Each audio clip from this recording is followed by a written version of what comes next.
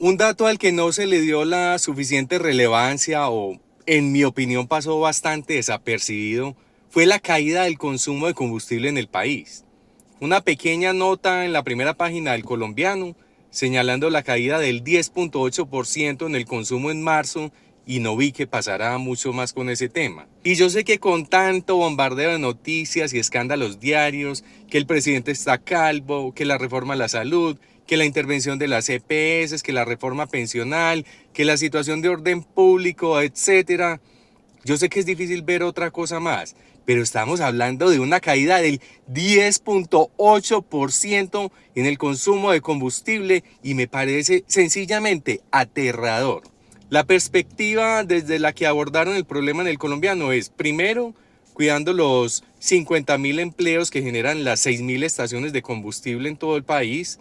Y segundo, evaluando teorías del por qué la disminución del consumo.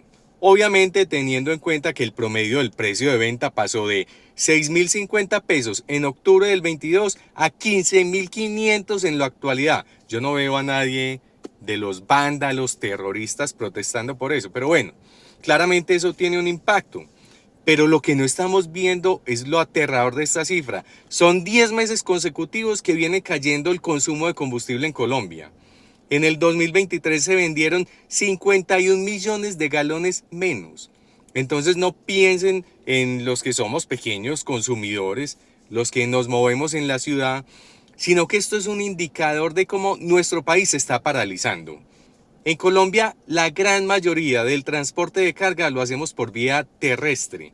Entonces, esta caída en el consumo de combustible nos indica menos movimientos de mercancía, es decir, una caída generalizada y pronunciada del consumo. Material de construcción, maquinaria, materias primas, material de empaque, alimentos, productos agrícolas, mercancías que entran y salen por los puertos, todo eso se mueve con combustible y el consumo está cayendo, es decir, eso se está paralizando. De hecho, relacionado con este tema, en el primer trimestre de este año, la venta de vehículos ha caído 13,5%. Y a mí me dicen mentiroso, arrodillado, tendencioso, sembrador de odio, cizañero y todo lo que quieran. Y además dicen otros que Petro ha sido el mejor presidente que ha tenido Colombia. Y yo vuelvo y me pregunto, ¿qué es lo que ustedes ven que yo no logro ver? ¿O por qué ustedes no ven esto tan evidente? No es cuestión de odiar o amar a Petro, es cuestión de realidades palpables que muestran que la economía va mal y estamos entrando en crisis. Llámenme como quieran, pero negar esto es querer tapar el sol con un dedo. ¡Ey! Abran los ojos, miren a los lados. Se está frenando la economía. Un país en el que se paraliza la economía es un país que a la vuelta de nada va a tener una pobreza extrema elevada y creciente. Eso es bueno. ¿A quién beneficia eso? No, pues que es el presidente de los pobres. En la medida en que el país se paralice, va a subir la cantidad de pobres. ¿Qué es tan difícil de entender de eso?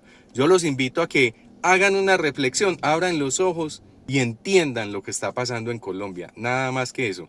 No se necesita ser genio, ni estudiado, ni tener posgrados, ni doctorados para entender eso. Se está paralizando la economía, va a subir la pobreza, todos nos vamos a afectar. Así de sencillo.